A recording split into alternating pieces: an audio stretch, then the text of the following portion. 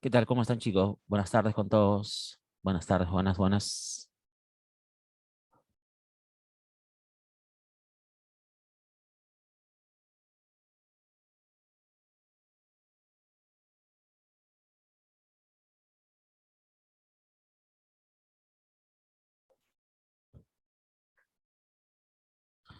Buenas, ¿cómo les va? ¿Cómo están? ¿Cómo les está tratando el frío?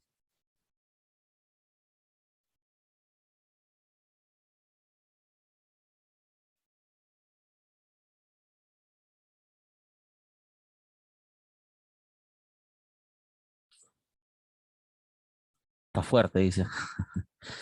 Bien. ¿Han revisado las preguntas del examen del área B y D? ¿Han visto qué tal han estado las preguntas de biología de ese examen? Difíciles no han estado. Difíciles no. Pero sí han estado manejables las preguntas. Han venido varias preguntas de ecología. Han venido varias preguntas de evolución. Ha venido una pregunta de genética también. Entonces, ya saben, ¿no? Lo que les espera. Exacto, muy bien. Y no ha estado tan difícil, ¿no? La pregunta de genética en sí, difícil no ha estado. Manejable ha estado.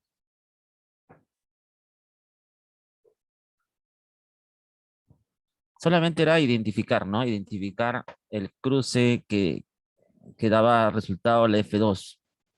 Era híbridos, nada más.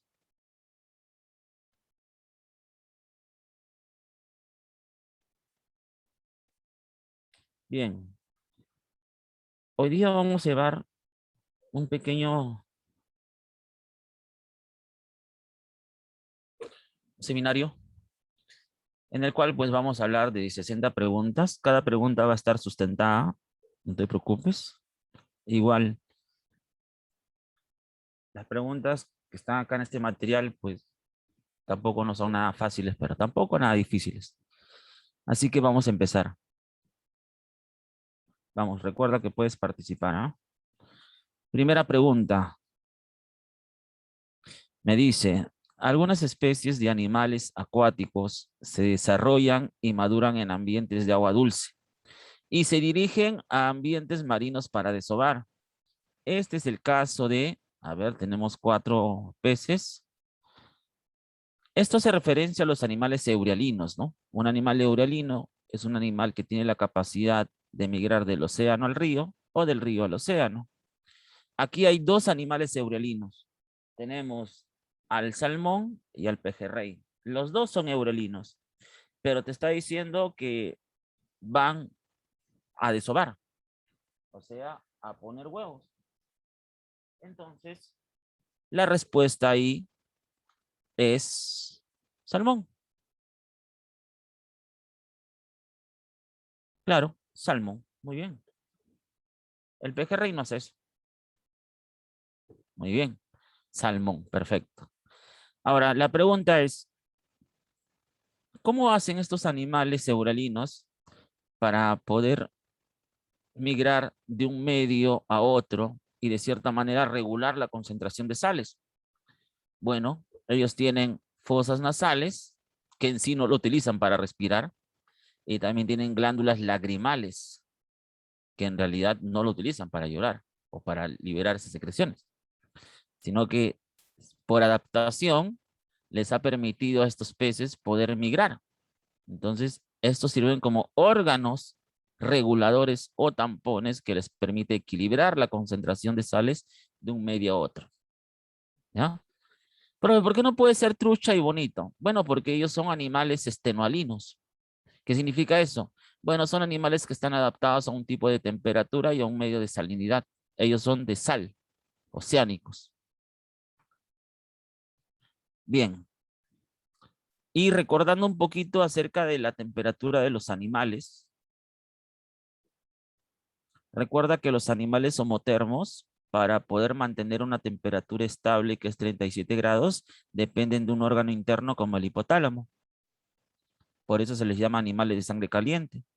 Los animales poiquilotermos, perdón, los animales poiquilotermos, para poder variar su temperatura de un medio a otro, necesitan recibir energía de su entorno. Animales de sangre fría. Los animales heterotermos pueden ser homotermos y poiquilotermos, pero ¿cuál es la diferencia? La diferencia es que los animales heterotermos, más allá de que tengan un órgano interno, más allá de que reciban fuente de calor de su entorno, aún así cuando la temperatura baja o sube demasiado, ellos no son capaces de controlarla. Entonces, realizan un mecanismo de adaptación o supervivencia llamada hibernación. Los animales estenotermos son animales que netamente no toleran un cambio de temperatura que sea mayor o menor a 3 grados. Si eso sucediera, pues estos animalitos tienden a migrar o bien mueren. Lo contrario sería euritermos, ¿no? Que son animales que soportan cambios bruscos de temperatura y también tranquilamente pueden adaptarse a cualquier hábitat. Los eurialinos, ya te dije, que son aquellos que migran del océano al río y río al océano. Y los estenolinos son netamente animales de río. Bien, no te olvides. Sigamos. 2. Cuando un volcán erupciona en el mar, la lava que arroja se enfría y forma una isla en la que inicialmente no se evidencian comunidades y que luego progresivamente va llenándose de comunidades más complejas. Este ejemplo se refiere a, bueno, ya sabemos que es una sucesión ecológica, pero ¿qué tipo de sucesión ecológica es? Primaria, secundaria, descarto B y descarto D. Ninguna de las dos es. Entonces, primario o secundario. Me está diciendo que se forma una isla en un lugar donde inicialmente no ha habido nada. Entonces, eso sería sucesión ecológica primaria.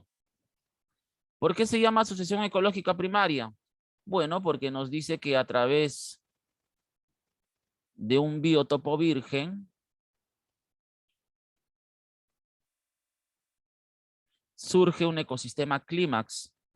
Y para que suceda este ecosistema clímax, tienen que haber pioneros, tienen que haber precursores. ¿Cuáles son esos precursores? Los líquenes, los hongos y las algas, que van a intercambiar materia. Eso tú ya sabes. Bien, tercera pregunta.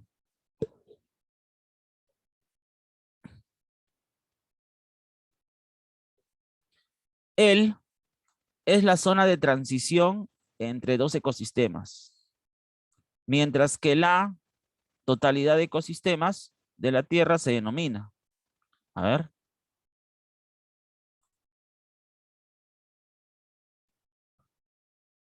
La transición o la división entre un ecosistema y otro es el ecotono, mientras que el total de ecosistemas, ecosfera. Dedo.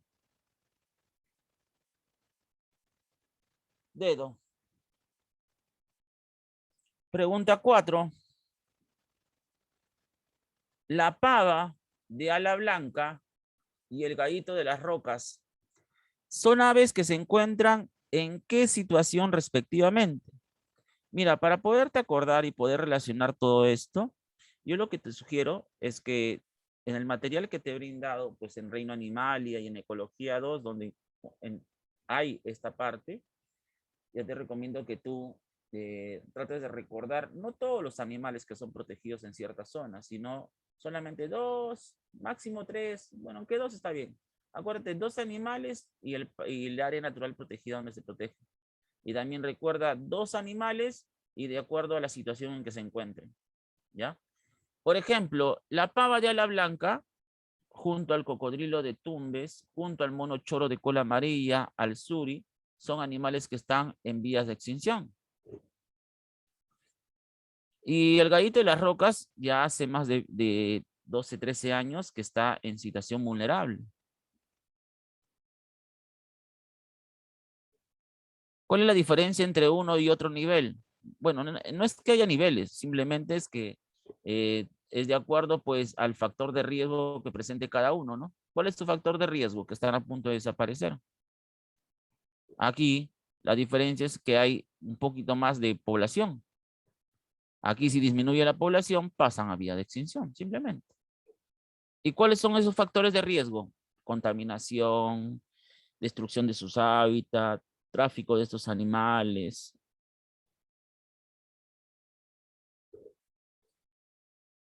Listo, sigamos. Pregunta número 5. Los son animales que toleran amplias variaciones de temperatura, mientras que los toleran mínimamente variaciones de la temperatura ambiental. ¿Cuál es la clave?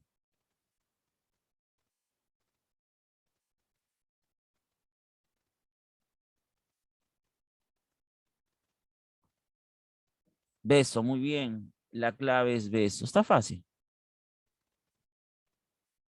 Eso sí está fácil, ¿no? Animales euritermos son animales que pueden soportar grandes presiones o variaciones de temperatura. Generalmente son los artrópodos y algunos mamíferos, mientras que los estenotermos no.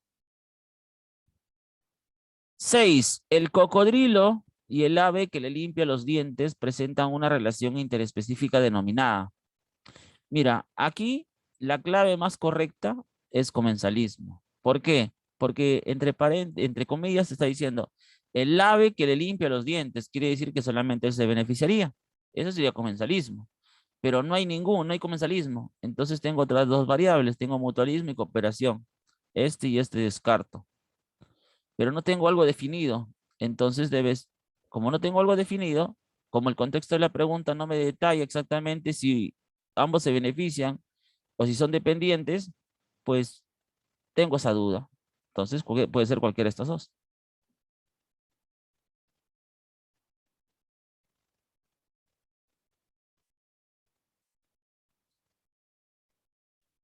Listo. Pregunta 7. El escorbuto y la pelagra son enfermedades carenciales causadas por el déficit D y respectivamente. El escorbuto es por falta de vitamina C y vitamina B3 respectivamente. La vitamina C se llama ácido ascórbico, la vitamina C se llama niacina o nicotimadina. Ese es el escorbuto, son manchas blancas que te salen a la altura del superior e inferior de la boca. Y la pelagra son escamaciones que te salen a la altura de la piel provocando llagas, ¿no?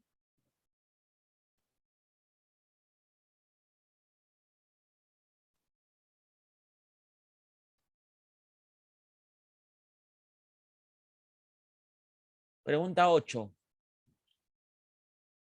Etapa de la enfermedad infecciosa donde se erradica el patógeno y hay mayor riesgo de reinfección.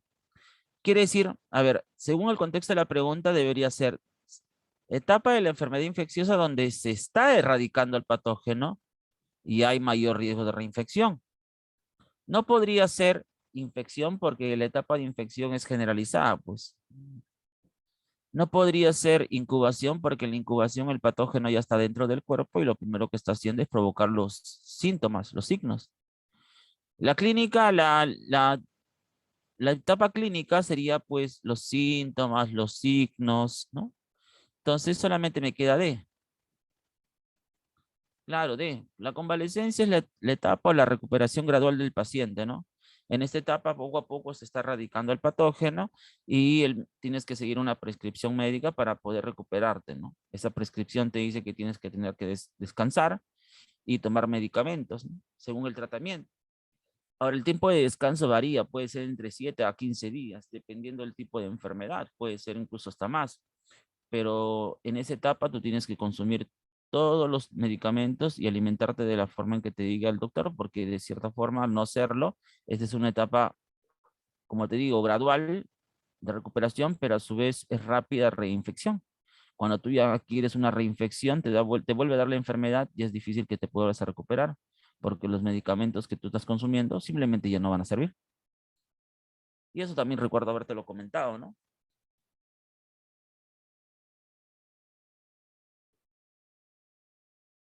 Listo. Clave dedo. 9. La transmisión de patógenos a través de objetos inanimados, como principalmente prendas de vestir, forma parte de la transmisión indirecta. Estos objetos inanimados son denominados, ¿cómo se les llama? A los objetos inanimados, contaminados. Se le llama fómites, ¿no? Fómites. Profesor, ¿puedes dar ejemplos de fómites? Claro. Una prenda de vestir, un vaso, un zapato, un rasurador, una cuchara, un tenedor, cuchillo, ¿no? Cualquier tipo de objeto con el que la persona infectada haya tenido contacto, eso es un fómite. Objeto inanimado posiblemente contaminado. Listo. Profesor, pero a mí también me han dicho que los medicamentos pueden ser fómites. ¿Eso es cierto? Sí. ¿Y por qué? Bueno, porque básicamente están asociados a la reacción que tenga el hígado. El hígado realiza la detoxificación celular. Aquí las células llamadas hepatocitos en el hígado se encargan de tomar alcohol, drogas, fármacos, desestabilizarlos. Una vez que estos fármacos, como las cápsulas, por ejemplo, las pastillas o los jarabes, se oxiden, esos compuestos de cada medicamento van hacia las zonas que están afectadas. Pero si tú, por ejemplo, tienes un dolor de estómago y te tomas un paracetamol, como que no tiene que ver uno que otro, ¿no? Entonces, ¿qué hace el hígado? El hígado de todas maneras lo va a oxidar, pero como no, ese paracetamol no es compatible con el órgano que está sufriendo está sufriendo pues dolencias, ¿no? O que está en una alteración, simplemente no va a hacer efecto. Y ese paracetamol se va a quedar en el hígado. ¿Y qué va a provocar el hígado? Va a generar ronchas en tu cuerpo, malestar, sensación de diarrea, de fatiga, cansancio. Así es como reacciona el hígado. Los alimentos contaminados, el agua contaminada también son fómites. Muy bien, vamos con la pregunta número 10. En la 10 nos dice, el agente causal de la lepra es el agente causal de la lepra es mientras que el agente causal del coqueluche es él. A ver, vamos a descartar, ¿qué te parece?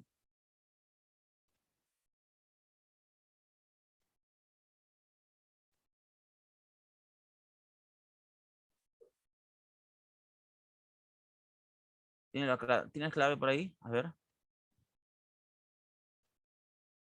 por ahí me dijeron la clave.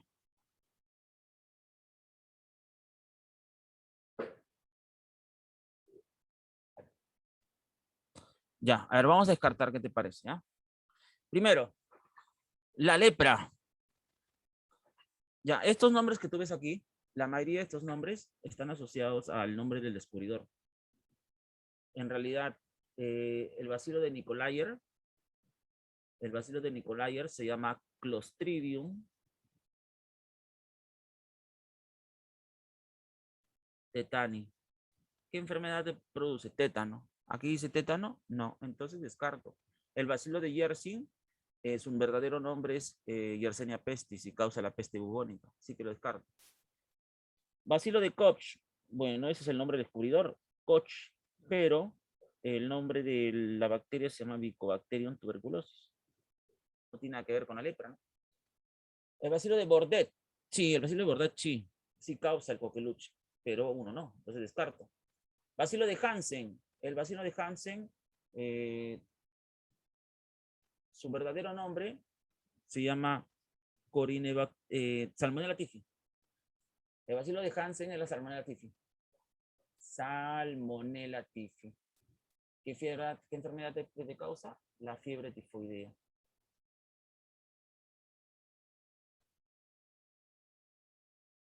El bacilo de Bordet, su nombre es Bordetella pertussis y te causa la fiebre o coqueluche. Entonces la clave es C. Estos nombres que ves, Hansen, Bordet, son en consideración a sus descubridores.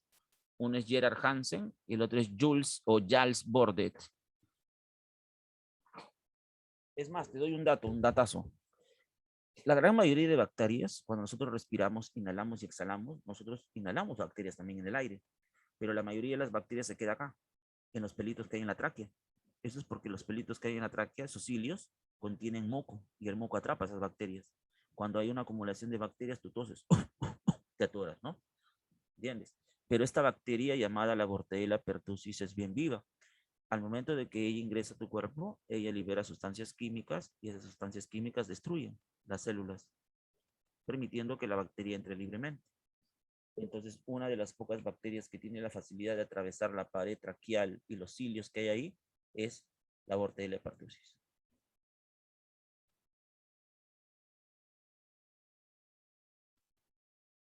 Bien, hasta ahí espero que esté quedando claro. La clave es casa. Y aquí abajito tienes un poquito de datos de ellos, ¿no? Bien, esta pregunta 11 es muy importante. La pregunta 11 me dice, Roselvira es una jovencita que va a viajar a una zona endémica de fiebre amarilla, para lo cual su médico le prescribe que se vacune contra el virus que causa dicha enfermedad. Pregunta, ¿qué tipo de inmunidad desarrollará Roselvira luego de haberse vacunado? Bueno, para eso déjame comentarte o explicarte un poquito de la inmunidad. Nosotros tenemos dos tipos de inmunidad. Tenemos inmunidad innata o natural y también tenemos una inmunidad llamada adquirida o adaptativa. Adquirida o adaptativa.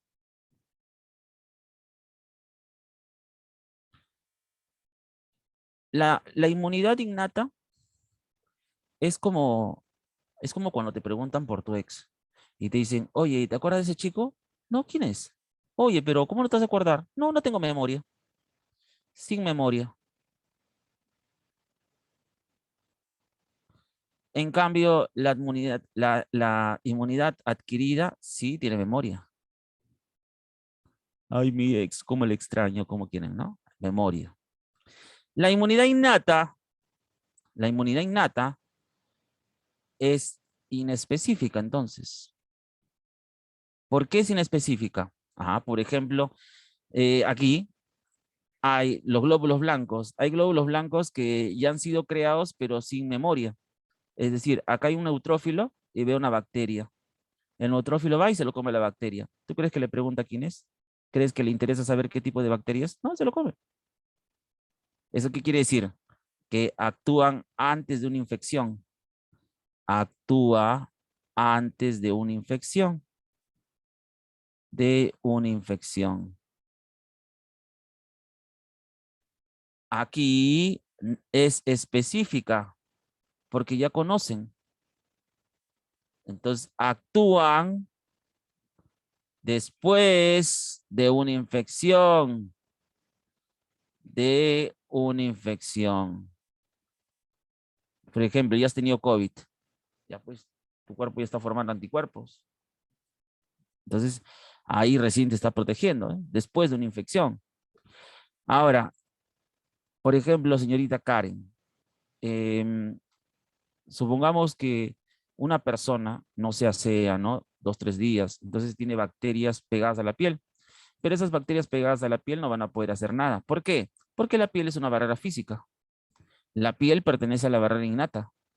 La piel, por ejemplo, es una barrera física. Cuando ustedes están tristes, lloran, ¿sí o no?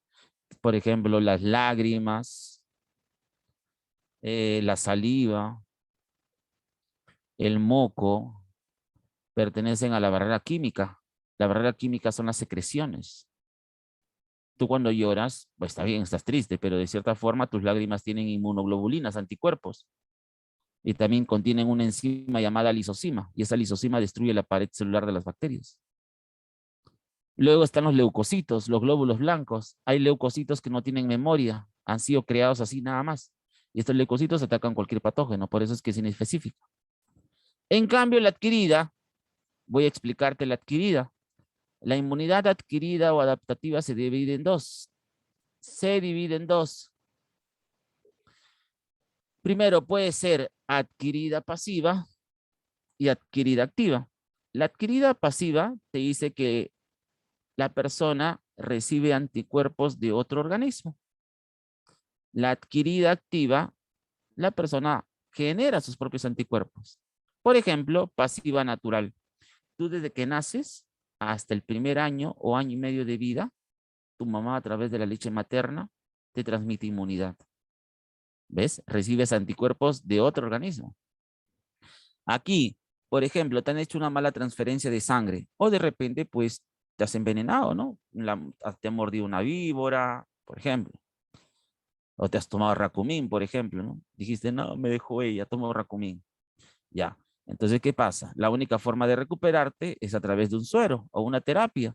Esa sueroterapia, pues, puede ser sangre de otra persona que tenga anticuerpos o que tenga un tipo de inmunidad más elevada que tú. ¿Ves? Cuando te pica una víbora, ¿cómo te repones? Con un suero. Ese suero está hecho del antídoto de la sangre del caballo o de repente la misma víbora. Aquí tú estás recibiendo anticuerpos de otro organismo. En cambio, adquirida natural es a través de los leucocitos, pero que en este caso sí ya tienen memoria, ¿no? Hay leucocitos que tienen la información del COVID. Cuando entre el COVID, directamente lo van a atacar porque ya saben quién es. En cambio, la activa artificial es a través de la vacunación, ¿no? A ti lo que se están inoculando la vacuna es antígenos. ¿Y qué es un antígeno? Bueno, el antígeno contiene el mismo virus, ¿no? En la primera vacuna te están inoculando el virus. Eso es para que a los 7 días tu organismo forme anticuerpos. La segunda vacuna ya es para reforzar la inmunidad. Es lo que hace que se alargue la inmunidad por muchos años. Entonces, ¿cuál es la clave? ¿Cuál es la clave entonces? Ahora que ya te dije, te expliqué. ¿Cuál es la clave? La 11.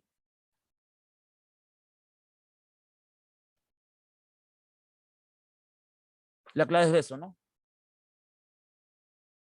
Muy bien, la clave es beso.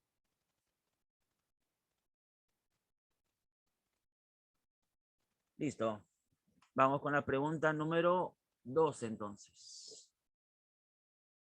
Seguimos con inmunoglobulinas, mira. Nos dice, la inmunoglobulina va de la madre al feto a través de la placenta, pues puede atravesar la barrera hematoplacentaria. ¿Qué tipo de inmunoglobulina es? La respuesta es la inmunoglobulina G. ¿Ya? Acuérdate, estos son anticuerpos. La G.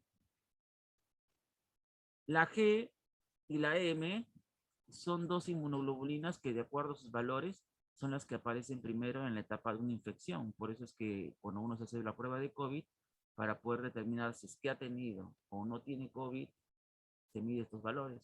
Si aumentan, obviamente hay problemas respiratorios. Si disminuyen, obviamente hay otro tipo de problema, pero que no es relacionado a la respiración. Bien, la IgG, inmunoglobulina G, más abundante en la sangre, atraviesa la barrera hematoplacentaria, ¿no? Luego la M también está presente en la sangre. Ambos. Participa como receptor del linfocito B. ¿Qué es receptor? Bueno, le da información, ¿no? El M le da información a otro glóbulo blanco. Primera inmunoglobulina que forma el recién nacido. Claro, eso es cierto. A partir del año y medio.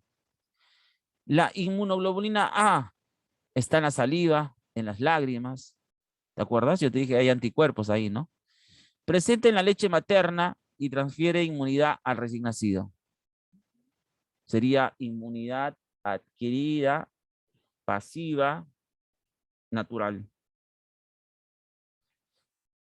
Luego tenemos inmunoglobulina D. También te dice que es receptor de los linfocitos, pero a su vez activa a glóbulos blancos como basófilos que son específicos para las alergias. Y por último tenemos la inmunoglobulina E. Te dice que infiere protección contra parásitos. Quiere decir que activa un glóbulo blanco llamado eosinófilo, que es específico para matar gusanos planos, gusanos circulares, artrópodos, no, perdón, protozoarios. Protozoarios. Listo. 12 dedos. 13. 13, 13. Al conocer el miembro superior de un primate con el ala de un ave, señale, usted se da cuenta que estos órganos presentan funciones diferentes, pero estructura similar ósea. Por lo tanto, estos órganos son llamados, a ver, ¿cuándo se le llamaba a estos tipos de órganos donde el origen es igual, pero la función es diferente? Exacto, órganos homólogos, esa es la clave. Avión. 14. Jean-Baptiste Lamarck plantea la ley del uso y desuso y la herencia de los caracteres adquiridos en su obra, su libro, ¿no? Su libro se llama La filosofía zoológica. Exacto, en su libro llamado Filosofía zoológica explica los cambios que sufre o modificaciones que sufre un organismo a través de las necesidades que se crean, ¿no? Ejemplo de órganos análogos, a ver, las alas de una mariposa con las alas de un ave. Las alas de una mariposa no tienen huesos, el ave sí, pero a ambos les sirve las alas para volar. Un órgano análogo tiene origen diferente, pero la función es igual. En órganos homólogos, el origen es igual, pero la función es diferente. Por ejemplo, húmero, cúbito, radio, húmero, cúbito, radio, húmero, cúbito, radio. Incluso hasta los metacarpos, mira, metacarpo, metacarpo, metacarpo, metacarpo. 14, casa entonces, filosofía zoológica.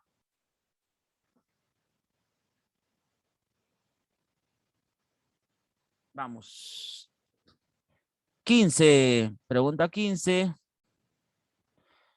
Ah, esta pregunta es de genética. A ver, vamos a ver si te acuerdas. A venir en el examen genética. Si se cruzan dos plantas de arvejas con semillas amarillas lisas, díbridas, ahí está, ya me dio todo el genotipo. ¿Qué proporción de la descendencia resultarán con semillas verdes y lisas? Bueno, para eso siempre es bueno que te separes, ¿no? Que te acuerdes. Esta es la tercera ley de Mendel, ¿no? Esta es la tercera ley de Mendel. A ver, en la tercera ley de Mendel, Mendel trabajó con dos rasgos de la semilla. Semilla. De la semilla trabajó con su color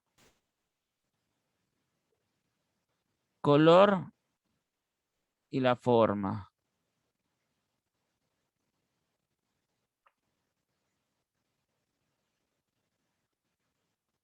Para el color, ¿cuál es dominante?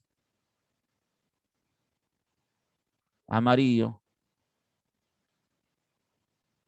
¿Cuál es recesivo? Verde. Entonces, amarillo es A mayúscula, verde es A minúscula. Para la forma, liso, dominante, rugoso, recesivo. Entonces, teniendo eso en cuenta, aquí me dice, se cruzan dos plantas de arvejas con semillas amarillas lisas, díbridas. ¿Qué proporción de la descendencia resultará con semillas verdes y lisas? Ya, para eso también te acuerdas de la proporción.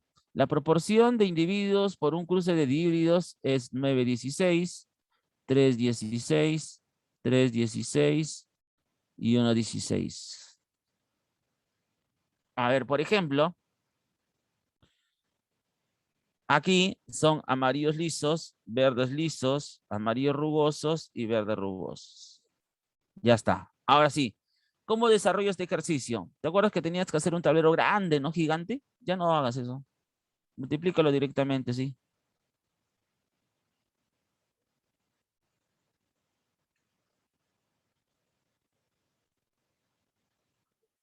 Trabajas primero con el A, luego trabajas con el B y lo multiplicas.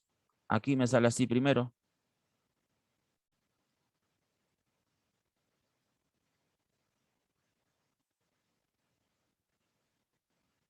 Ya está. Ahora, me está pidiendo ¿qué proporción de la descendencia resultarán con semillas verdes y lisas? Perfecto, a ver, verdes y lisas. De estos cuatro, fíjate por la letra. La letra A corresponde al color, la B corresponde a la forma de la semilla. Me está pidiendo verdes. Verde es minúscula. Entonces, de estas cuatro, ¿cuántos son verdes? Una. Fracción, un cuarto.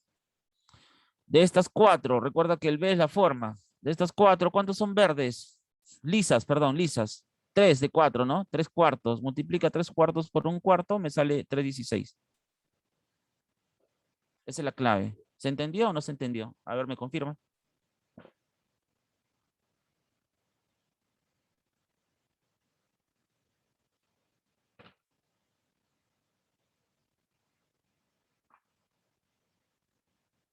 Está fácil, no está difícil, ¿eh? Aquel que no haya entendido, pregunta. Si no, te vas a confundir en el examen.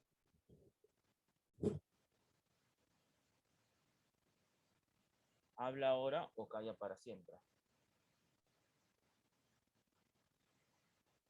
Listo.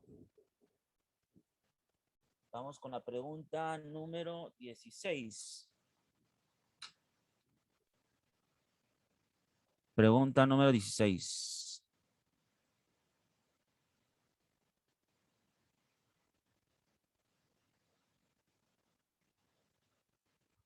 La 15 es casa.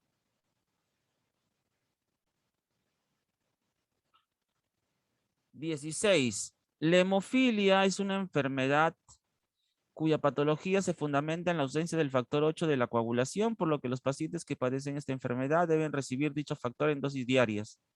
El gen que codifica esta enfermedad se localiza en el cromosoma y constituye un tipo de herencia.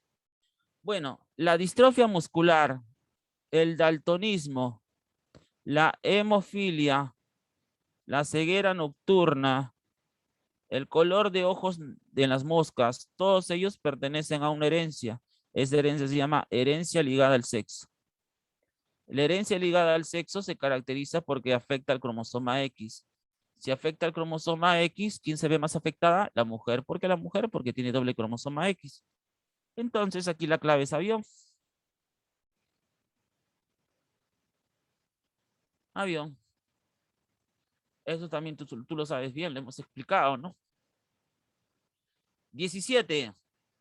Los citosomas. Uy, a ver, son citosomas que en su interior presentan enzimas digestivas y además son originados a partir del aparato de Golgi. Bueno, a ver, ¿por qué se le llaman citosomas? Porque en su interior tienen enzimas. Y yo te mencioné cuando hablamos de célula, en célula 2 te mencioné de ellos, ¿no? Te dije que los citosomas serían, por ejemplo, los lisosomas, serían los peroxisomas y también serían los glioxisomas. Si en caso solamente me dijeran son citosomas, pues podría dudar, ¿no? Pero ¿dónde averiguo que son ellos? ¿Dónde averiguo que son los lisosomas? ¿Cómo me doy cuenta? Bueno, primero porque es la única alternativa que está ahí, ¿no? Claro. Y segundo, porque me dice que es creado por el aparato de Golgi. Pero ¿qué pasaría si en la pregunta, aparte de lisosomas, hay peroxisomas? Entonces, obviamente que son citosomas ambos, pero ¿dónde recaería la diferencia? En dónde fue creado, ¿no? Porque el peroxisoma y el glioxisoma son creados por el retículo endoplasmático liso. Muy bien. 18. Durante la anafase de la mitosis se da la disyunción y migración de, mientras que en la anafase de la meiosis se da la disyunción y migración de. Bueno, eso también está fácil. Aquí la primera imagen es de mitosis, en la segunda es de meiosis. Te das cuenta que en la anafase de la mitosis, los cromosomas que se separan son iguales, ¿no? ¿Qué quiere decir que sean iguales? Quiere decir que ambos cromosomas derivan de un solo progenitor. Y aquí son cromosomas diferentes, uno de cada progenitor. Uno de cada progenitor.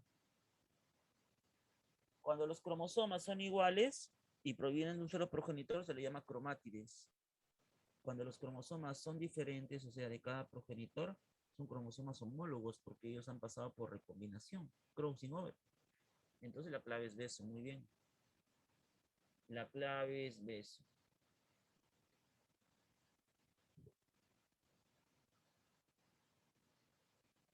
Muy bien, ya está. Vamos con la pregunta número 19.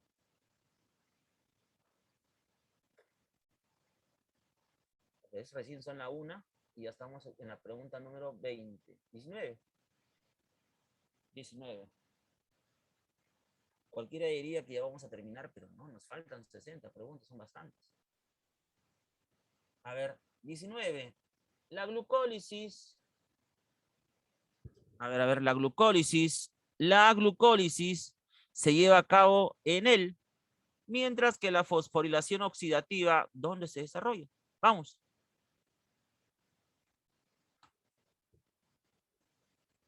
Vamos, está fácil esa pregunta también, ¿ah? Está fácil.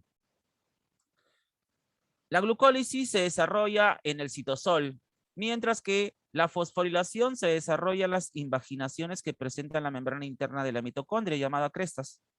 Dedo. 20. Son plantas vasculares, con esporofito dominante, pero criptógamas. ¿Tú te acuerdas que las criptógamas se dividen en dos, no? Se dividen en briofitas, como los musgos, y se dividen en pteridofitas, como los helechos. Entonces, empiezo a descartar. Me están diciendo que son vasculares. Vasculares y esporofito dominante. Eso quiere decir que no son briofitas, porque las briofitas ni tienen xilema ni floema y su dominante es el gametofito. Entonces serían pteridofitas. Las pteridofitas están representadas por los helechos. Entonces la clave es casa. Musgos no es una briofita. Antocias es una briofita. Coníferas son gimnospermas. Entonces la clave es casa. Siempre descarta, ¿ya? 21. Esto está fresco, ¿ah? Esto te enseñé la semana pasada en el ciclo del nitrógeno. Las bacterias del género Rhizobium viven en los nódulos de las raíces de leguminosas. ¿Y qué realizan? ¿Te acuerdas que yo te dije que el ciclo del nitrógeno tiene 4 etapas, no? Fijación, amonificación, nitrificación y asimilación. Ya, pero en estas plantas leguminosas, sus bacterias de estas plantas, le ahorran 3 pasos, solamente realizan 1. No, no es mineralización, no, es la fijación del nitrógeno. Ellos toman directamente el nitrógeno, se lo llevan a su plantita.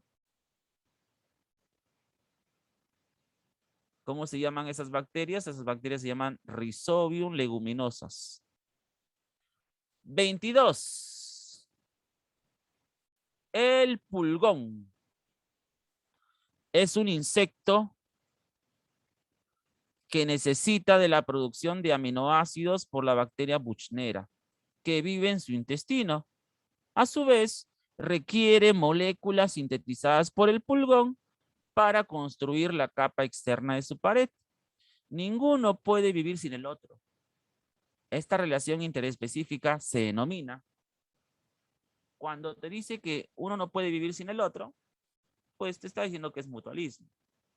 Claro, mutualismo. Muy bien. Anda apuntando las claves, ¿ah?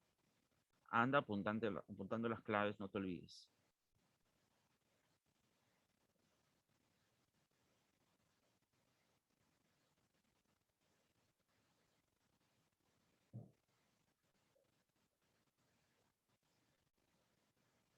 Siguiente pregunta sería la pregunta número 23. El flujo de materia en los ecosistemas es cíclico. Sí, cíclico. Tiene que haber alguien que inicie, alguien que termine la cadena. El ingreso de materia en su forma más simple ocurre en, bueno, para eso debes acordarte. Mira, una de las leyes de la termodinámica dice que la energía no se crea ni se destruye, solamente se transforma. Y otra ley de la termodinámica nos dice que solamente se aprovecha o se retiene el 10% de la energía equivalente a total del consumo. Entonces, si es cierto que la energía no se crea ni se destruye, solo se transforma, dime, ¿quién es el que toma la energía más simple y que la va a transformar? Los productores, pues. Los productores. Ahí está. De eso viene. La energía no se crea ni se destruye, solo se transforma, ¿no? Y de aquí, de energía química a energía orgánica o materia orgánica, ¿no? Listo. Casa, muy bien. 24. El CO2 se encuentra a un 0,02% en la atmósfera. Sin embargo, hay indicios que hace 4.500 millones de años fue de un 28%. Pregunta, ¿cuál considera que haya sido la razón para este cambio? Bueno, para hallar la respuesta, es importante que tú te acuerdes de la teoría quimiosintética. Si tú te acuerdas de la teoría quimiosintética, tal y como yo te lo he explicado la semana pasada, mira, está fresco, tú me vas a decir la respuesta. Muy bien, Karen, exacto. Muy bien, Kiara, exacto. La respuesta es dedo, ¿no? El desarrollo de organismos fotosintéticos como las cianobacterias, ¿no? Si no hubieran aparecido ellos, pues no se hubiera empezado a liberar oxígeno, por lo tanto, no se hubiera empezado a absorber CO2. Muy bien, la respuesta es dedo. Ya está. Vamos con la pregunta número 25. Respecto al objetivo de las áreas naturales protegidas, tenemos, a ver, esto está fácil. Proteger y conservar distintos tipos de comunidad natural, paisajes y formas fisiográficas, correcto. Evitar la extinción de especies de flora y fauna, correcto. Manejar sosteniblemente los recursos, sí, correcto, todos. A ver, la siguiente, a ver, nos dice, el área natural protegida donde se conservan poblaciones del mono choro de cola amarilla es, mira, si no te acuerdas, ya te dije, solamente un o dos animales por área es más que suficiente. Mira, en el Manu se protege al gallito de las rocas como principal animal. Descarta. En el Santuario Nacional Manglares de Tumbes, como animal principal es el cocodrilo del manglar. Cocodrilo, el alligator. Entonces descarto. En la Reserva Nacional de Pampas Galeras se protege a las llamas, a las vicuñas. Entonces, no puede ser. Solamente me queda el Parque Nacional Río Viseo. Ahí se protege el mono choro de cola amarilla. Por ahí me dicen, profe, al mono Kevin, al mono Brian. Bueno.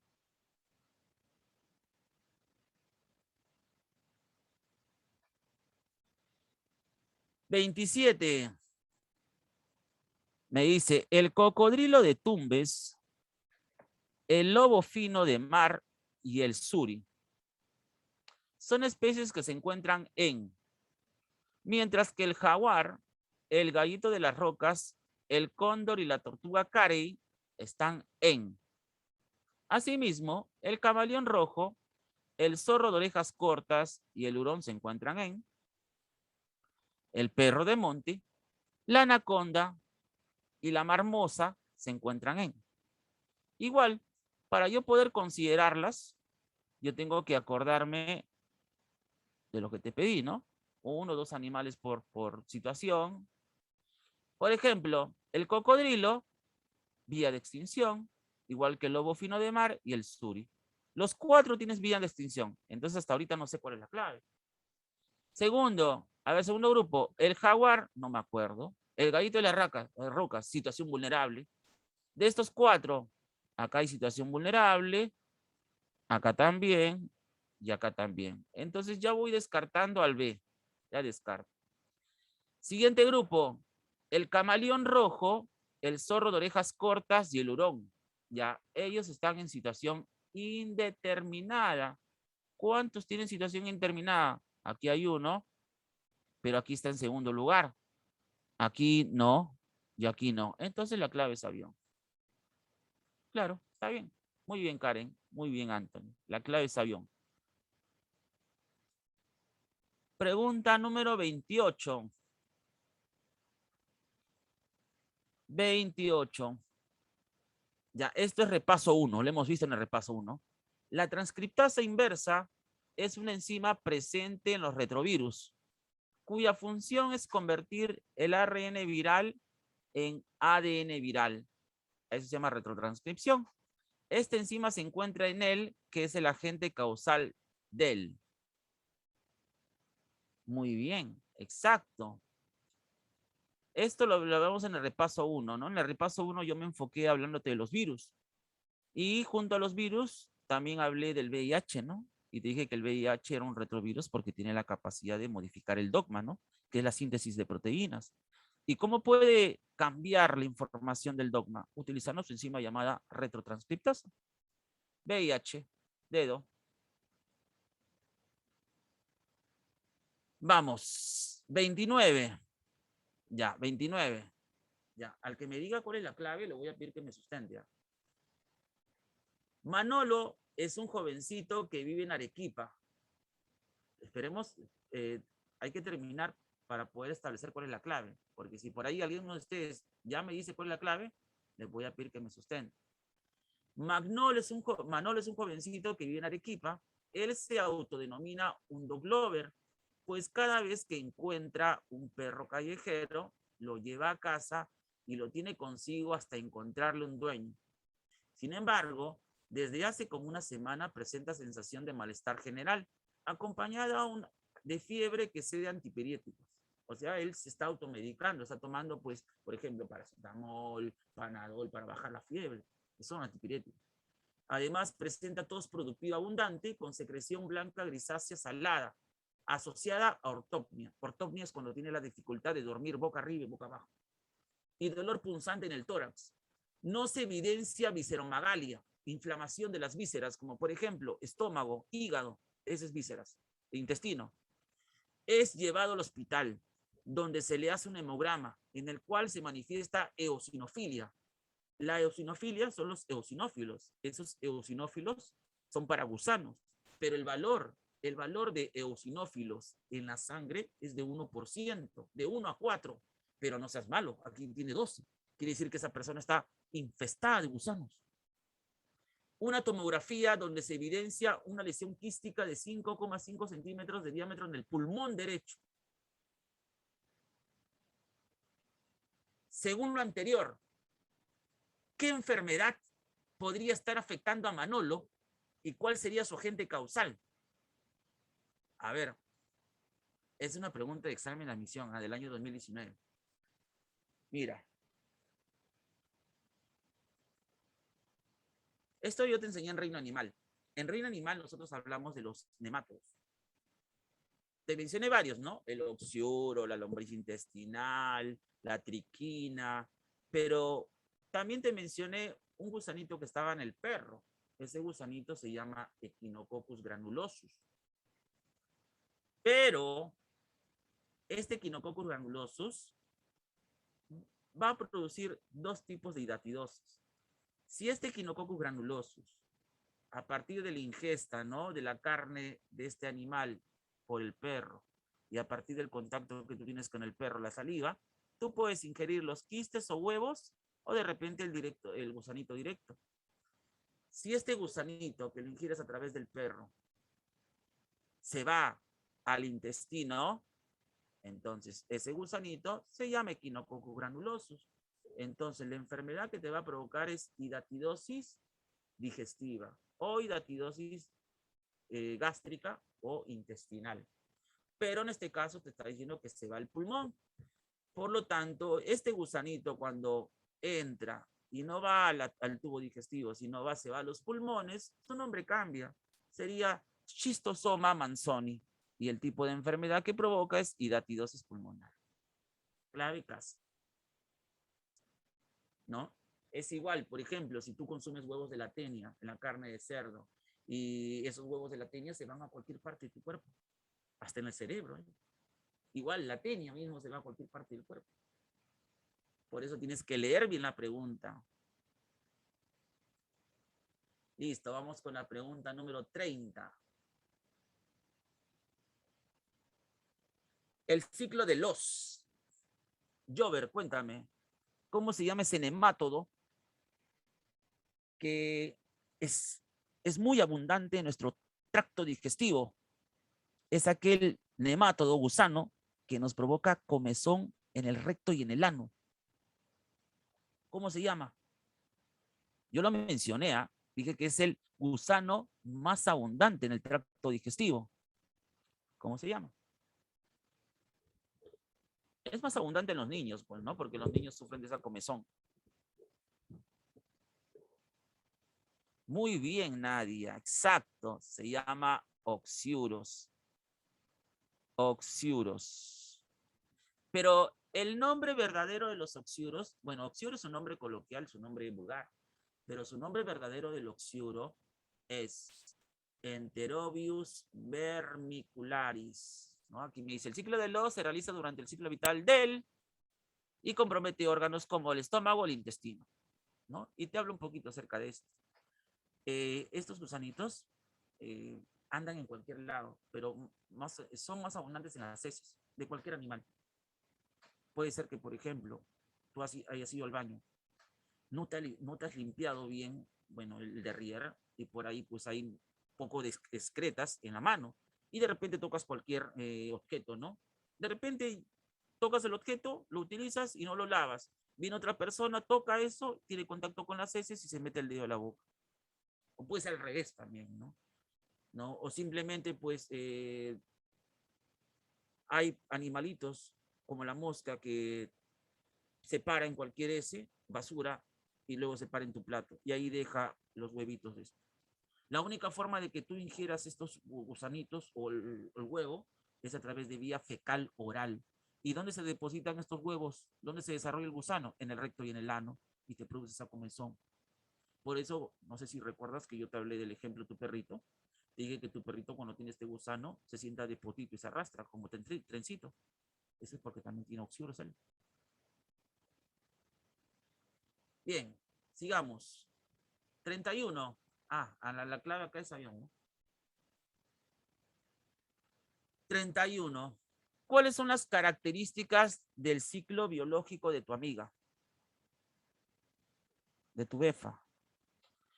A ver. 1. ¿El hombre es el hospedero definitivo? Claro que sí, por supuesto. ¿El vector biológico es el zancudo anófeles? No, un zancudo no transporta la tenia, ¿no es cierto? No. Sería un vector mecánico, ¿no? Que sería la mosca, puede ser, pero no es biológico. El cisticerco, o sea, los huevos de la tenia, ¿se encuentran en los músculos del cerdo? Sí. ¿La ingesta de los huevos de la tenia origina la cistocircosis? Sí. Dedo. Muy bien. Dedo. Perfecto. Bien.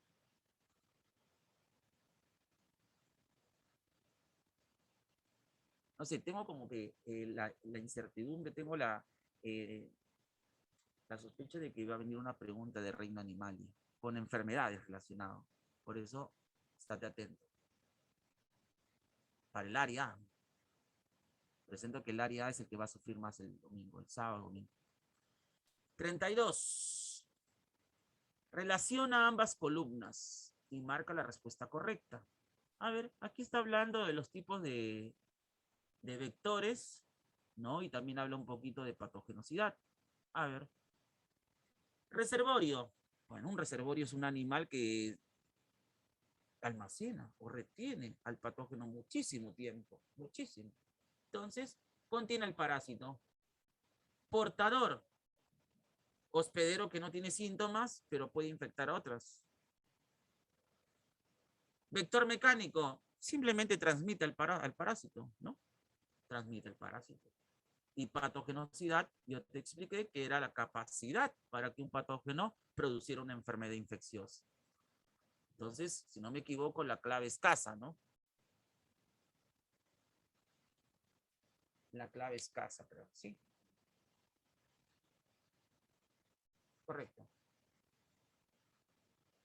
Y aquí están los ejemplos de vectores, ¿no? 33.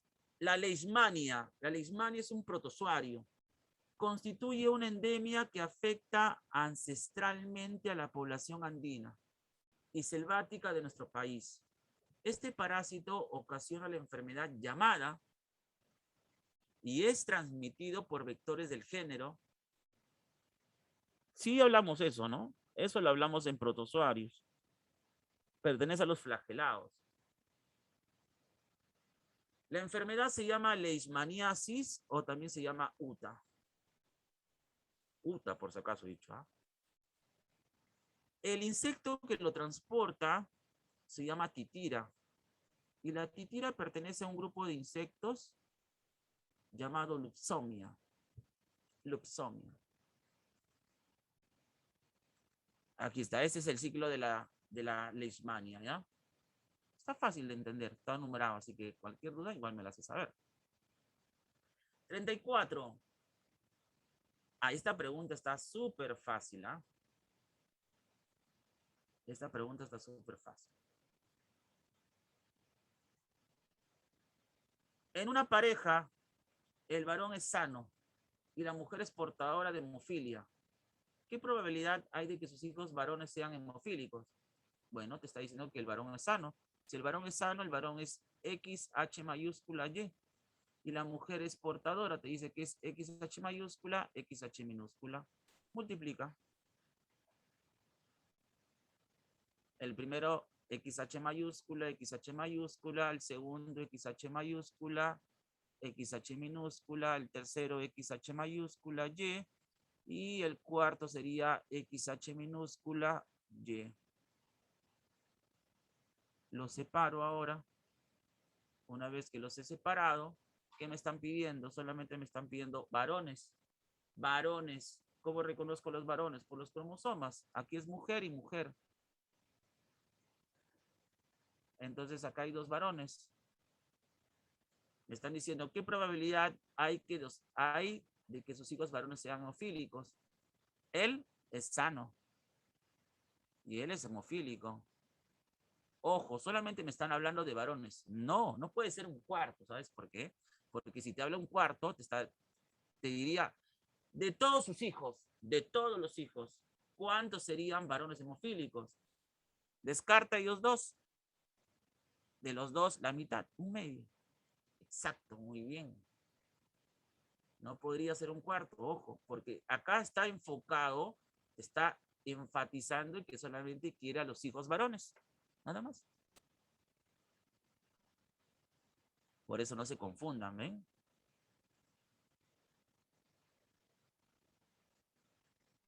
35. Un varón con distrofia muscular de Dachne se casa con una mujer sana. Y el primer hijo varón de ambos padece la misma enfermedad que su padre. Un varón con distrofia. Profe, ¿podría decirme cuál es el genotipo para el varón con distrofia? Claro. El varón sería X, D mayúscula, M minúscula, D minúscula, M minúscula, perdón, Y. Varón con distrofia muscular. Se casa con una mujer sana. Ya. Me está diciendo sana. Como es sana, tengo dos alternativas. Puede ser X de mayúscula, M mayúscula, X de mayúscula, M mayúscula, o también puede ser X de mayúscula, M mayúscula, X de minúscula, M minúscula. En estas dos son sanas. Un varón con distrofia muscular de Dachne se casa con una mujer sana y el primer hijo de ambos padece la misma enfermedad que su padre. Buena pregunta. ¿Cuál de los siguientes enunciados es verdadero? ¿El padre es homocigoto? No, el padre no es homocigoto, ¿no? ¿El padre es híbrido? No, no puede ser híbrido. ¿La madre es portadora? Sí, lo más seguro es que la madre sea portadora. Yo te dije que la madre siendo sana, la madre siendo portadora, no es sana. Perdón, no es enferma, es sana. Pero porta el gen para contagiar a sus hijos. Entonces la clave es casa. Lucho. Siguiente pregunta. Lucho. Es del grupo sanguíneo A. Cecilia es del grupo sanguíneo B, pero me está diciendo bien claro, heterocigota. Ya me dijo el genotipo de Cecilia. Sería IB I minúscula, ¿no? Se casan. El papá de Lucho, dice que es de grupo sanguíneo O sea que es I minúscula, I minúscula. Están a la espera de su hijo Guillermo. Guillermo, ¿no? Hijo. Pregunta, ¿cuál es la probabilidad de que Guillermo sea A heterocigoto? Mira, yo no sé cuál es el genotipo de Lucho. ¿Por qué? Porque me está diciendo que solamente es A. Entonces, si es A, puede ser IA mayúscula, puede ser IA mayúscula, I, pero no sé. Pero, ¿cómo averiguo si es homocigoto o si es heterocigoto? Por el papá. ¿El papá cómo es? O. Entonces, el papá es O, Lucho es híbrido. Ahora multiplico. Y ahí B, y ahí, y BI, y I. El primero es AB, el segundo es A, el tercero es B y el cuarto es O. ¿Cuál es la respuesta? Solamente me está pidiendo del grupo, me está pidiendo la probabilidad de que Guillermo sea del grupo A heterocigoto.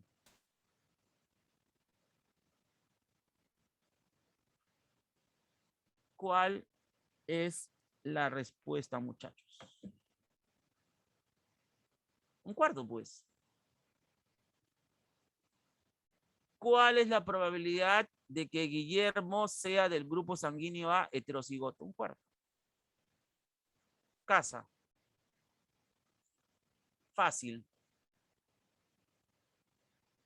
37. Se dice que el código genético es degenerado. Eso es semana 2. También nosotros lo vimos, ¿no? ¿Te acuerdas que yo te enseñé un cuadro cuando hablamos de dogma en la parte de traducción? Te enseñé un cuadro. En ese cuadro te decía que eso era el código genético, ¿no? El código genético lo porta el ARN mensajero. El ARN mensajero llamado codón porta el código genético. ¿Qué tiene el código genético? El código genético contiene la información para codificar un aminoácido. Pero ¿quién trae el aminoácido? El aminoácido lo trae el ARN transferencial, llamado anticodón. Habían 3 tipos de ARN, ¿no? ARN mensajero, ARN transferencial y tenemos el ARN ribosomal. El anticodón, va a traer tripletes. Esos tripletes se van a unir con tripletes del codón. Si acá tiene AUG, acá trae UAC. Él tiene la información para codificar el aminoácido. ¿Él qué hace? Une los dos y forma el aminoácido. Pero ahora, ¿recuerdas que yo te enseñé un tablero o no? En ese tablero te acuerdas que había, por ejemplo, habían aminoácidos, por ejemplo, la metionina, ¿no?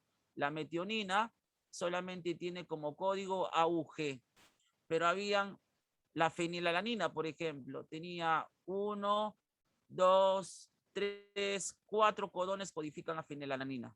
Arginina, por ejemplo. Arginina tenía 1, 2, 3, 4 también. Pero había lisina. Lisina tenía 1, 2, 3, 4, 5, 6. ¿Qué quiere decir? Que hay aminoácidos que se codifican con 1, hay aminoácidos que se codifican con 2, con 3, con 4, con 5, con 6 codones. ¿Cuál es la respuesta? La respuesta es que el código genético es degenerado porque más de un codón codifica un aminoácido. Y eso yo te dije en la semana 2, en el repaso 2. Cuando hablamos de dogma, ahí te expliqué. O ya no te acuerdas. Creo que ya no te acuerdas. 38. El órgano excretor en las planarias, o sea, en los platelmintos, se denomina en el caracol, en la lombriz de tierra y en los insectos. En los platelmintos, ¿cómo se denomina? Protonefridio. En el caracol, órgano de Bojanus. En la lombriz, metanefridios. En insectos, tubo de Malpighi, casa.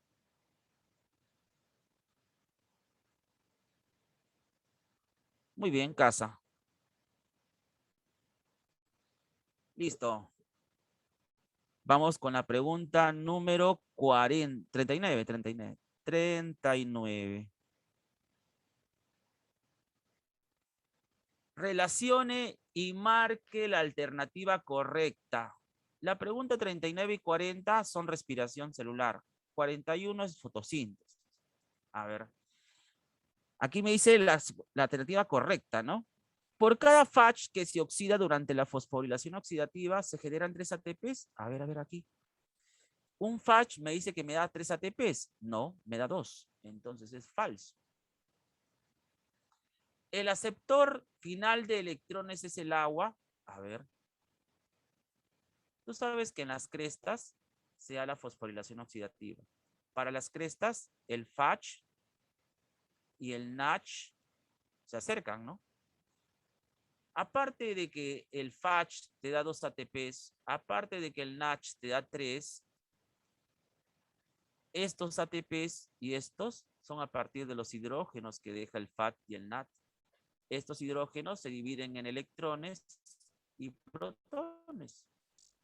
Déjame contarte que los electrones que deja el FACH y el NACH a partir de sus hidrógenos son importantes para que la molécula de oxígeno que está en la cresta, esa molécula de oxígeno, se una con hidrógenos y así formar agua.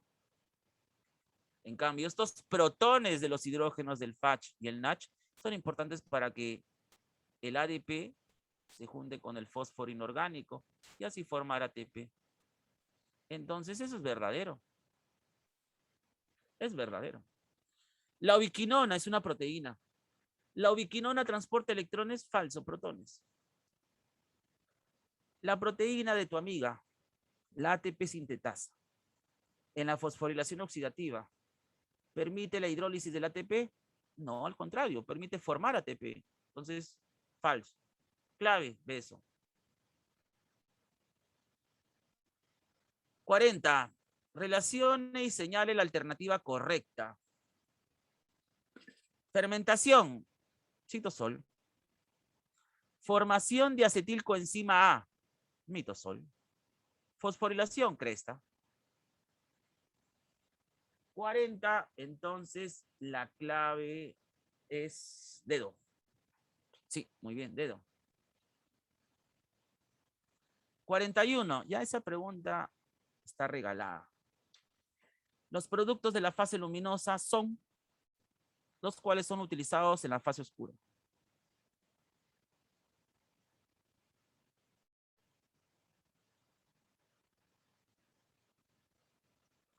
Vamos.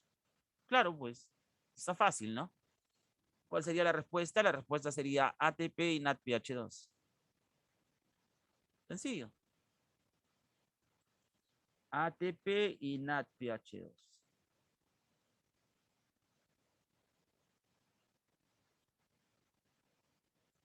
Vamos con la pregunta número 42.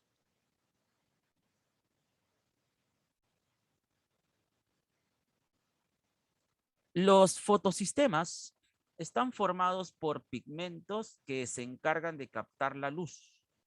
Estos pigmentos se agrupan en el centro de la reacción formado por y pigmentos antena. Bueno, aquí está fácil, ¿no? Porque los fotosistemas que contienen clorofilas, entonces la clorofila es el centro de la reacción. Y los otros pigmentos fotosintéticos secundarios serían caroteno, xantófila, licopeno, ¿no? Beso. Está bien. Esa es la clave. 43. En las plantas angiospermas, la función del anterozoide con la ovocélula. Profesor, ¿qué es el anterozoide? El núcleo espermático, pues. Profesor, ¿y la ovocélula? ¿La ovocélula será el núcleo secundario que es diploide? No. La ovocélula es la ósfera. Esa es la ovocélula. Se juntan. El cigoto, ¿cómo es? Diploide. Beso. 44, vamos, dime la 44. Indique la proposición incorrecta respecto a la flor.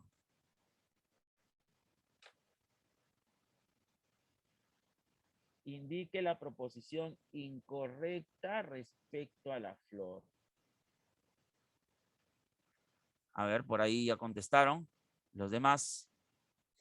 Me dice, es el órgano de la reproducción sexual de las magniolofitas. una planta magnoliofita es un angiosperma. Eso es verdadero. El segundo verticilio floral está constituido por los estambres. A ver, eso tienes que comprobarlo. A ver, ¿cómo? El primer verticilio floral son las hojas inferiores, sépalo cáliz. El segundo verticilio floral son las hojas superiores, pétalo corola. El tercer verticilio floral es el aparato masculino, el estambre. Y el cuarto verticilio es el pistilo, el aparato femenino. Entonces esto es falso. La clave es B. 45. Señale las hormonas que promueven la caída y la maduración de frutos respectivamente. Eso también lo vimos, ¿ah? Yo les enseñé en Reino Plantae, en repaso, y también en el Reino Plantae 2. Muy bien. Sería el ácido abscísico y el etileno. Ácido abscísico y etileno. Vamos con la pregunta número 46. Me dice, la es una enfermedad producida por, mientras que él se debe a. A ver, vamos a descartar. Primero me dice la acromegalia, es un gigantismo, ¿no? La acromegalia es por hipersecreción de la hormona del crecimiento. Sí, claro. El cretinismo es cuando tú, por ejemplo, bajas de peso, tienes fríos, escalofríos, eh, los huesos débiles. El cretinismo es un tipo de hipotiroidismo, eso es por falta de tiroxina, claro. Este es correcto, verdadero. La acromegalia es por baja secreción de hormona de crecimiento, es falso. La diabetes insípida es por hipersecreción, no, al contrario, es por hiposecreción. Falso. La diabetes mellitus es por hiposecreción, no, es por hipersecreción. Hiper, ya, hiper. Esa insulina que liberas no es compatible con las células. Avión.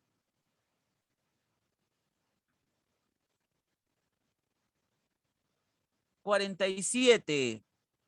Esta pregunta es interesante. Me dice, los ventrículos laterales son cavidades que contienen capilares sanguíneos que se encargan de la formación del líquido cefalorraquídeo, los cuales son denominados. Profe, cuando me hablas de ventrículos, ¿me estás hablando del corazón? No. No, porque el corazón no es el único que tiene ventrículos. Entonces, en el cerebro, pues. ¿Cuántos ventrículos tiene el cerebro, por si acaso? Ahora, ¿cuántos ventrículos tiene el cerebro? El corazón tiene 2, pero el cerebro, ¿cuántos tiene?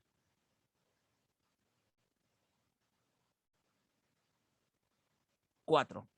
¿Cuáles son? A ver, mira.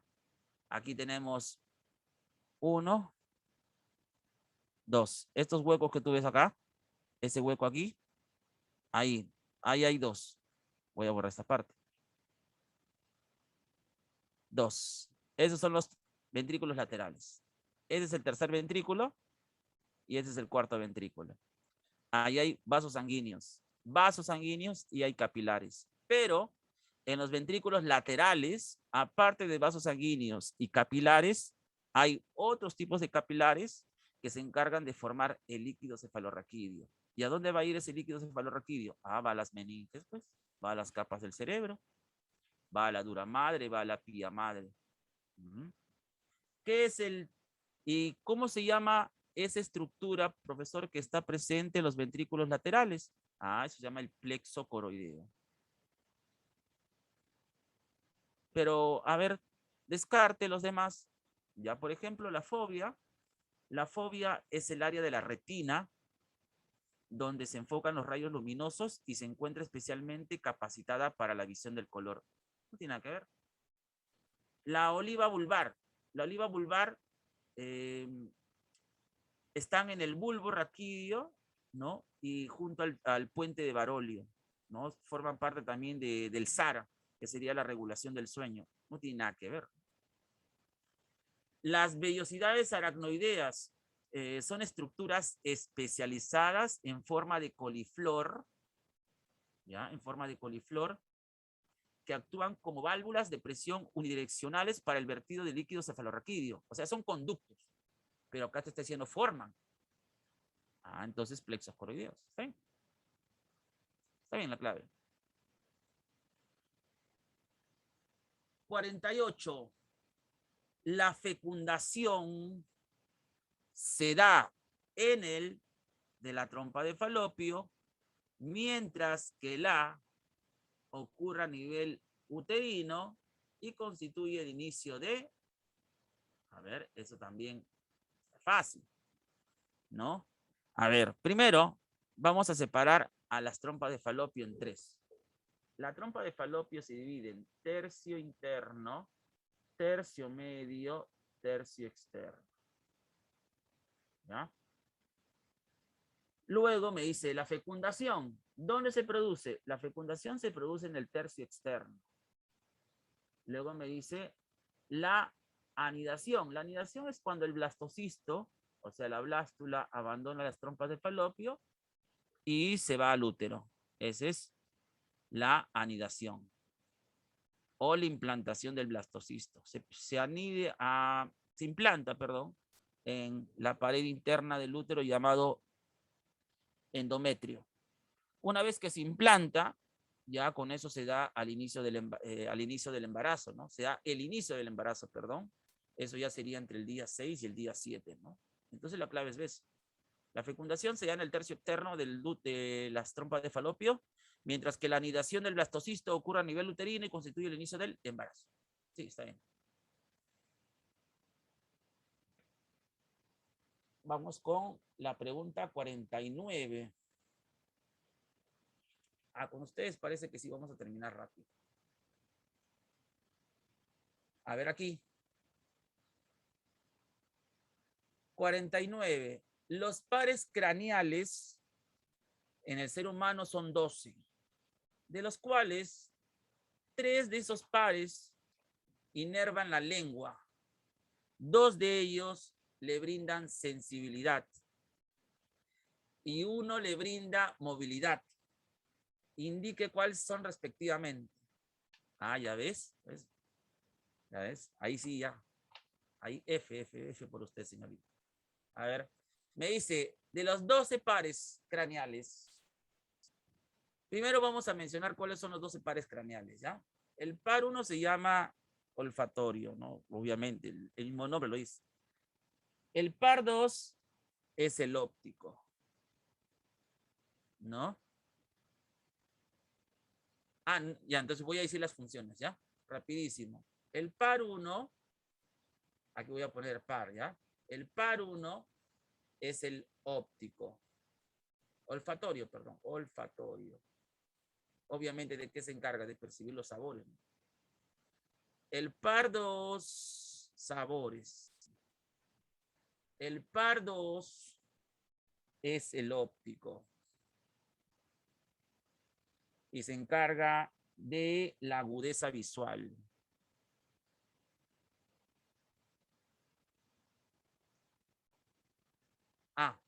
Olores, perdón, olores.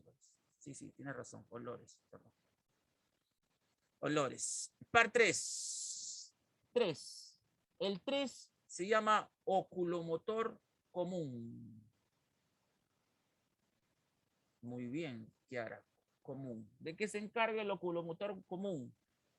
Se encarga de la simetría y reactividad pupilar. Trabaja con la reactividad pupilar. Es la respuesta que tiene el ojo a la luz. Corresponde pues a la dilatación, a la contracción de las pupilas, ¿no? El par 4 se llama troclear. Muy bien, troclear, perfecto. Y el troclear nos permite mover, pues no es el movimiento total del ojo. Movimiento total del ojo. A ver, mueve el ojo a la izquierda, a la derecha, arriba, abajo, ¿no? El quinto se llama trigémino. trabaja con la boca. Sensación facial, masticación. Sensación facial, masticación.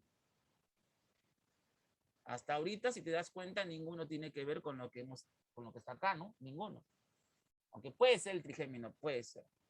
Pero en ningún momento dice masticación, ¿no? El sexto se llama abducen, puede ser también. Su otro nombre, el sexto, es oculomotor externo. Oculomotor externo.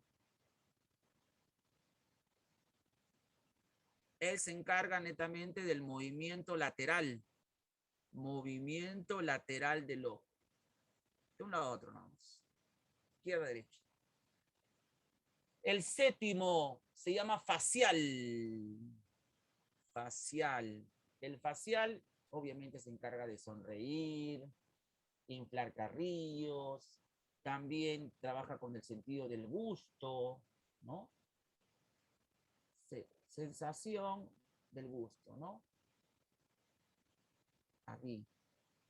Movimientos faciales, ¿no? Vamos a poner el movimiento facial. Movimiento facial.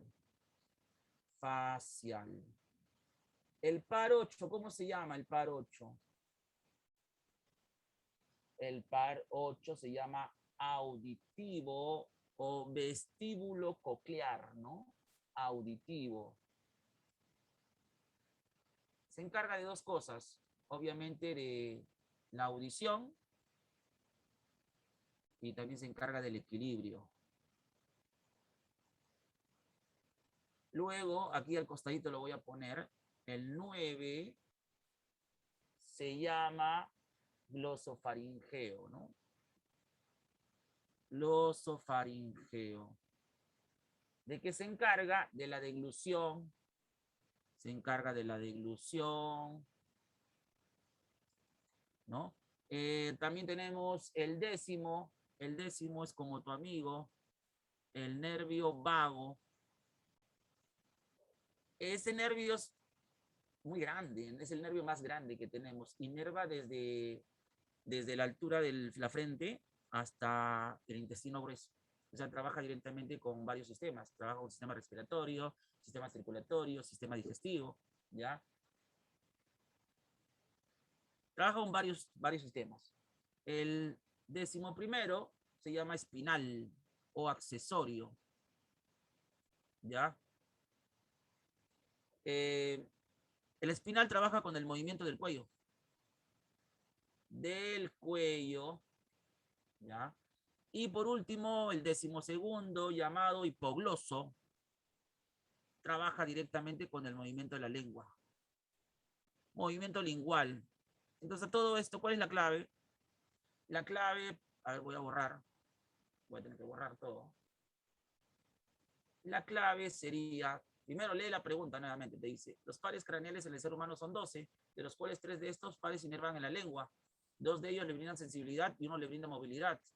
Bueno, cuando dice movilidad ya te acuerdas del 12, ¿sí o no?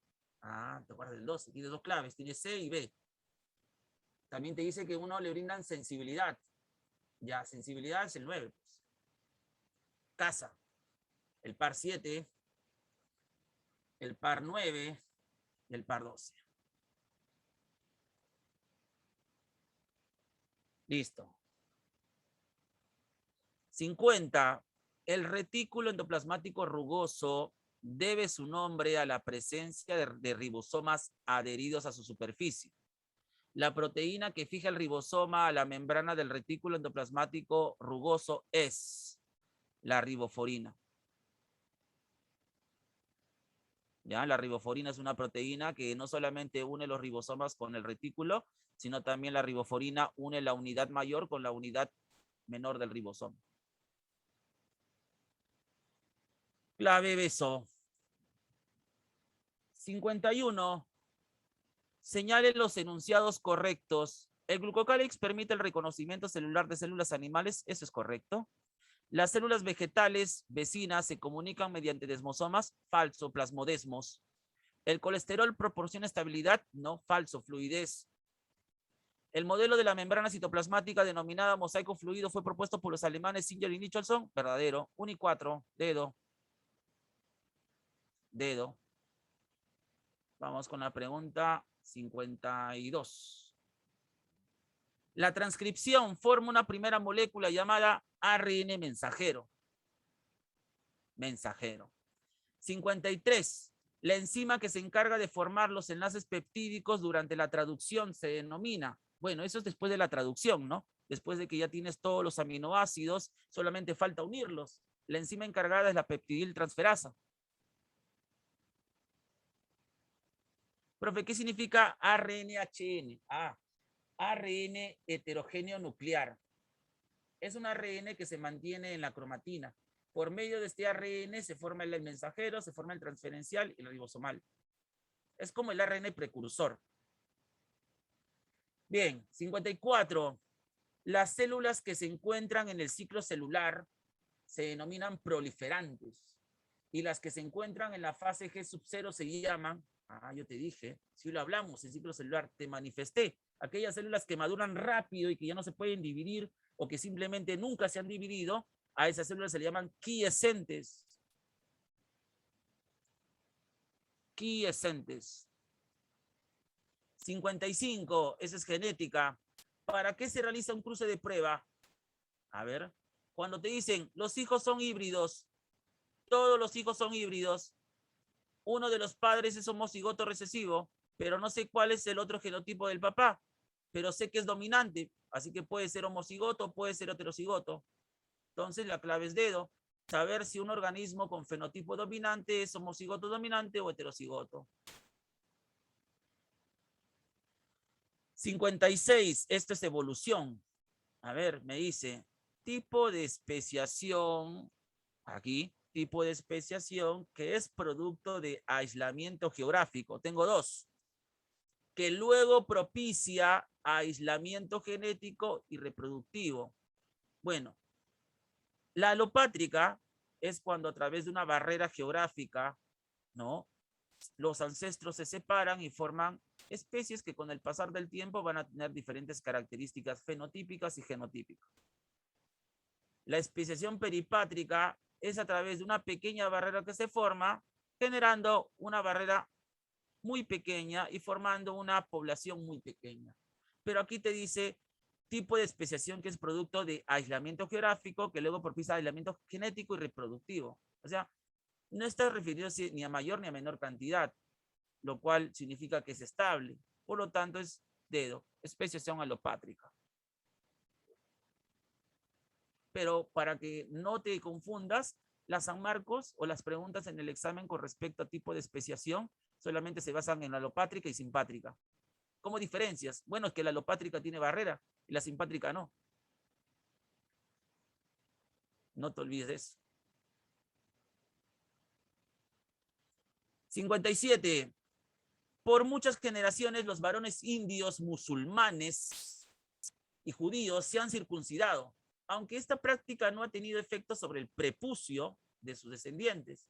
Esta observación contradice la evolución propuesta por quien decía que ciertos organismos, debido a cambios en su cuerpo, su descendencia tenía que adquirir lo mismo. Lamarck, ¿no? Lamarck. Exacto. 58. Dos poblaciones pertenecen a la misma especie, sí, presentan estructuras reproductivas diferentes. Fácil. 59. Indique el enunciado que no corresponde al mecanismo darwiniano de la evolución por selección natural. Variación de individuos de la misma especie. ¿La función crea el órgano? Sí, ese es el entorno. ¿La elevada población? Sí. El éxito reproductivo, claro, después de una selección natural tiene que haber un tipo de especiación que genere nuevos individuos, ¿no? A ver, por ahí me dice, profesor, ¿D no puede ser la 58? No, no pueden ser. Dice, dos poblaciones pertenecen a la misma especie, sí. No podría ser, porque si no, tranquilamente podríamos cruzar un pitbull con un chihuahua. ¿Se puede? De hecho que sí se puede, pero de acuerdo al tamaño. Los genes también cambian, ¿no? 59. Indique el enunciado que no corresponde al mecanismo darwiniano de la evolución por selección natural. ¿Ves? Variación de individuos de la misma especie. Eso habla de que en la primera o segunda generación los cambios que se van a dar en la descendencia van a ser rápidos. Eso es falso, ¿no? Darwin hablaba de un proceso gradual. Y 60. El embriólogo alemán von Bauer había observado la similitud de embriones en su fase temprana, pero Darwin fue quien los asoció en su teoría evolucionista. Posteriormente, Ernest Haeckel dio un paso más enunciando su teoría llamada, eso también te lo expliqué, al inicio del repaso 6. Te dije que el padre de la ecología es Ernest Haeckel, pero también se le consideraba porque él fue el primero en crear los 3 reinos de la naturaleza y también escribió un libro llamado, en las cuales aporta bastante en las semejanzas, en los patrones de desarrollo entre los vertebrados. Teoría de la recapitulación. Listo. Hemos terminado 1:58 exactos. Ni más ni menos.